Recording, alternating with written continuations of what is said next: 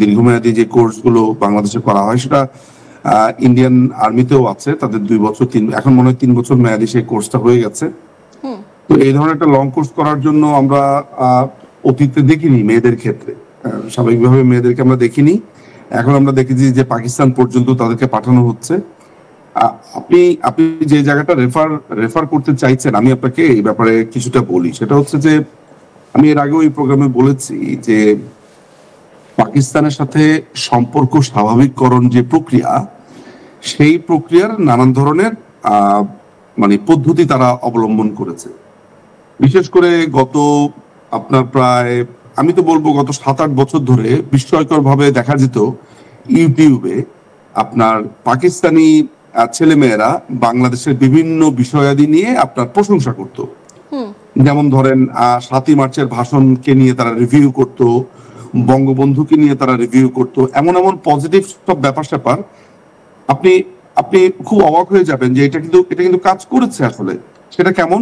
সেটা যেমন 7ই মার্চের ভাষণটা তারা ছেড়ে দিয়ে দুজন ছেলে মেয়ে বসে সেটা শুনতো, মানে সেইটা শুনতো এবং এমন ভাবে জিনিসটা আপনার করা হতো যে একটা তরুণ বা তরুণী দেখে সে যেটা ভাবতো সেটা হচ্ছে যে পাকিস্তানের ছেলে মেয়েরা তো আমাদের ব্যাপারে খুবই পজিটিভ, তারা আমাদের 7ই মার্চ নিয়ে কথা বলছে, তারা আমাদের 7ই মার্চ নিয়ে কথা বলছে, তারা আমাদের মুক্তিযুদ্ধ নিয়ে কথা বলছে, বঙ্গবন্ধুকে নিয়ে কথা বলছে।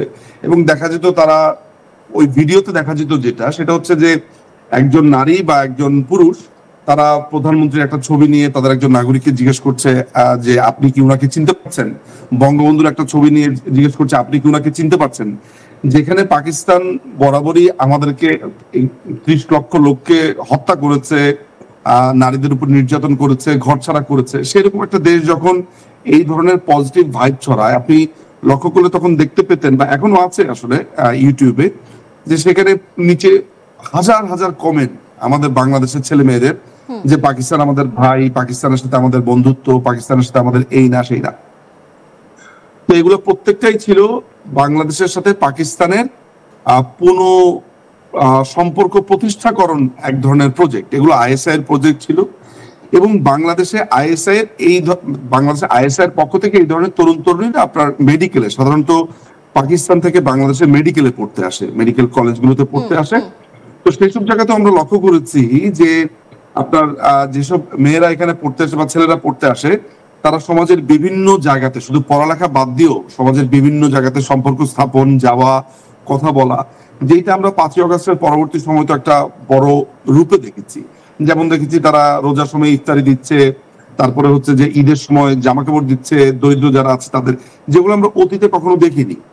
তো এই যে একটা দীর্ঘ প্রক্রিয়ার মধ্য দিয়ে তারা গেছে, তৈরি হয়েছে আসলে এই দিনটার জন্য, এই 5ই আগস্টের পরবর্তী সময়টার জন্য, সেইটারই একটা অংশ আজকে এমন হতে পারে যে বাংলাদেশি ক্যাডেটরা, নারী ক্যাডেটরা পাকিস্তানে যাচ্ছে, ট্রেনিং নিচ্ছে এবং সেইখানে পাকিস্তানের এজেন্ডা হয়তো বা তারা বাস্তবায়নের জন্য বাংলাদেশে আবার ফেরত আসবে।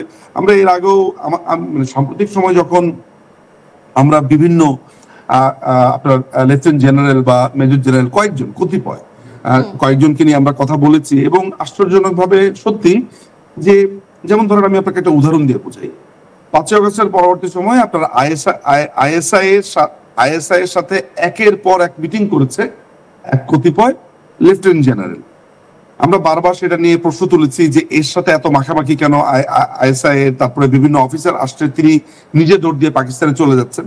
পরে খোঁজ নিয়ে জানা গেল তার বিএম এর পুরা লং কোর্সটাই হয়েছে পাকিস্তানে। অর্থাৎ পাকিস্তানের যে সখ্যতা, তার পাকিস্তানের জেনারেলদের সাথে, অফিসারদের সাথে তার যে সখ্যতা, সেইটাকে তিনি 5ই আগস্ট পরবর্তী সময় কাজে লাগিয়েছেন।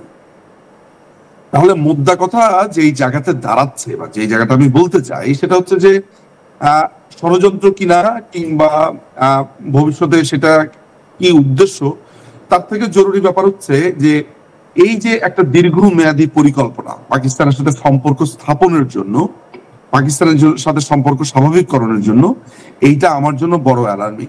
আমি এই প্রোগ্রামে অনেকবার বলেছি যে এই বাংলাদেশে আইএসআই এর ঘাঁটি হয়েছে, বাংলাদেশের বিভিন্ন সেনানিবাসে তাদের চর রয়েছে, তারা বাংলাদেশকে নিয়ন্ত্রণ করছে। বিশেষ করে এই যে করিডোর কেন্দ্রিক মায়ানমারে যেই অসহিষ্ণুতা এবং যেই ভয়ঙ্কর অবস্থা ছড়িয়েছে, যেটার জন্য বাংলাদেশের মানুষ অধীর আগ্রহে অপেক্ষা করছে যে সেনা প্রধানের বক্তব্য কি হবে না হবে, এটার পেছনে পাকিস্তানের একটা বড় ধরনের হাত আছে। তো ইউ নেভার নো যে এই মেয়েদেরকে যে পাঠানো হচ্ছে এবং এদেরকে যে ট্রেনিং দেওয়া হচ্ছে, ভবিষ্যতে তাদেরকে কোন ধরনের কাজে সেখানে লাগানো হবে। একেবারে নীরজ বাবু, আপনি আমাদের সঙ্গে থাকুন। বাংলাদেশের আর্মি অফিসার তাদের তরফ থেকে কি বলা হচ্ছে শোনাবো আপনাদের। From Bangladesh, and I'm seeing that the culture, the festival, the training program, all are almost similar to our country, so I'm feeling good here. So how can you differentiate the training in PMA and if you compare it to your country's training? Actually, it's almost the same. So what did you like the most in Pakistan military academy? I think the training program. And your platoon commander? Of course. Does he scold you? If I Sometimes. if I make mistakes. And how frequently you make mistakes? I think That's on a lighter note. I wanted to see you smile. Mashallah, it's beautiful. I think I make mistakes at least. Fair enough. She said, I make mistakes. Then you realize and you say sorry, right? We can say sorry in Wow.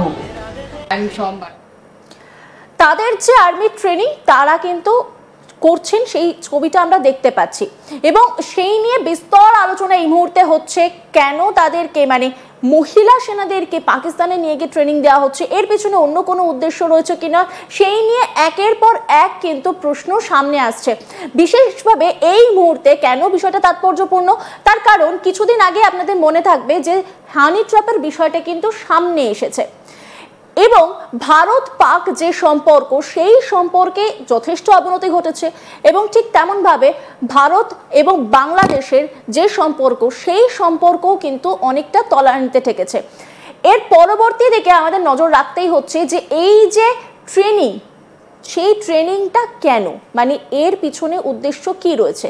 ভারতে প্রবেশ করা, ভারতে প্রবেশ করে ভারতের গোপন তথ্য ফাঁস করা, আমরা সেদিকে এবার নজর রাখবো। তো এই গোটা বিষয়টা নিয়ে একটু নজর দিতেই হচ্ছে, কারণ আমরা জানি যে এই মুহূর্তে দাঁড়িয়ে পাকিস্তানের সঙ্গে ভারতের সম্পর্ক যেমন অনেকটা তলানিতে ঠেকেছে, ঠিক তেমন ভাবে কিন্তু বাংলাদেশের মানে বাংলাদেশ ভারতের যে সম্পর্ক তাও অনেকটা তলানিতে ঠেকেছে। এই যে মহিলাদেরকে ট্রেনিং দেওয়া হচ্ছে, সেনা ট্রেনিং এ পাঠানো হয়েছে পাকিস্তানে, এর পিছনে কি হানি ট্র্যাপের প্রসঙ্গটাও কোথাও না কোথাও গিয়ে কানেক্টেড, যেখানে দাঁড়িয়ে ভারতীয় সেনাদেরকে টার্গেট করা হতে পারে? আপনি প্রথমত আপনি যে ভিডিওটা দেখালেন, এখানে আমি ট্রেনিং এর কথাটা তো আমি বলেছি যে এটা এক ধরনের একটা এর আগেও পুরুষ ক্যাডেটদের মধ্যে হয়েছে, নারী ক্যাডেটদের ক্ষেত্রে জিনিসটা